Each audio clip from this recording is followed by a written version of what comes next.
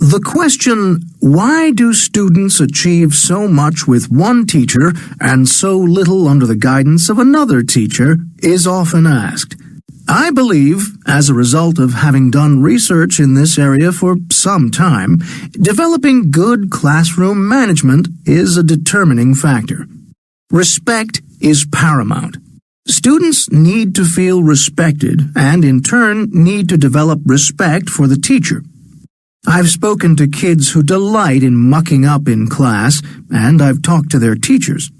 A common non-verbal cue they both tend to give is rolling their eyes.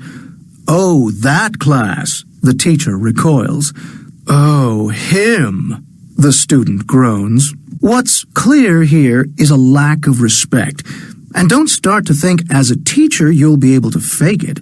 Students are quick to smell a rat. Teachers who are not able to respect their students are in the wrong game.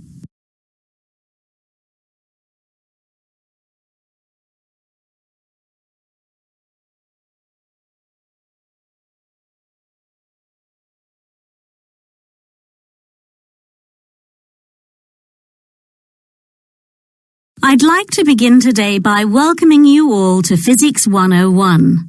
I apologize if you feel the lecture theatre is overcrowded today. By looking at the person sitting on your left and then at the person seated on your right, I can offer you some reassurance. By the end of this term, only a third of you will still be here. Yes, the dropout rate is high, and only the most perseverant of you will remain. Please don't let my honesty dissuade you. Those of you who do remain with me to the bitter end, I assure you will have some fun along the way.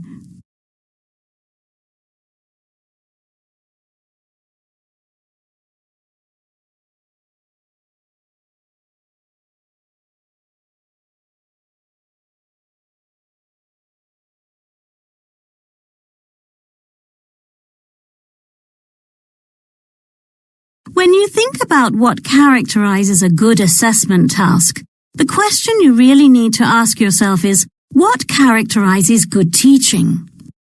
Good teaching should enable students to show just what they are capable of. In so doing, it must be motivating, interesting to the students, and it should be inclusive to all. Equally, a good assessment needs to be clear and unambiguous, and as interesting as possible, for the range of people for whom the task is designed. It needs also to be inclusive. Well, here I mean so that the test takers are able to give a good representation of their true ability. Use this question to keep going back to it, to keep, checking that the questions you are asking actually make sense and mean something to you and to the students themselves.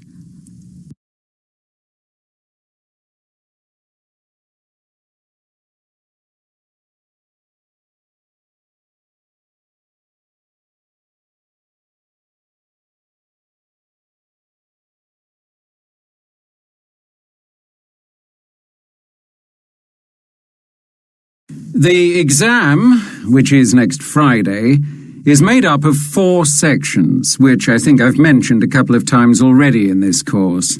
Okay, so there are 20 multiple-choice questions, 10 short answer questions, an extended response task, you choose one topic from 4 possibilities, and finally a practical task. For each of the first 3 sections, I'm allocating 60 minutes. You then hand in your paper, move to the lab and begin the practical task. I'm allowing a 10-minute break before you start getting underway with the practical task.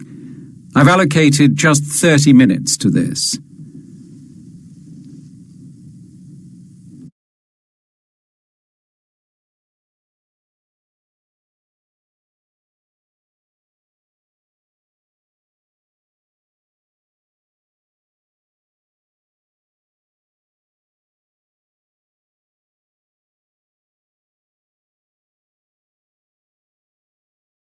Let's talk for a moment about the job of the catalytic converters. In a nutshell, their job is to convert harmful pollutants into less harmful pollutants, emissions, before they ever leave the car's exhaust system.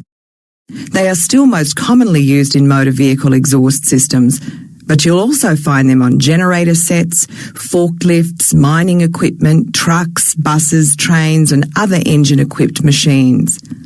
A catalytic converter provides an environment for a chemical reaction where toxic combustion byproducts are converted to less toxic substances. Catcons are now fitted to both petrol and diesel engines, and I must say they do a good job, as long as they are clean and not clogged up with carbon and other deposits from the engine.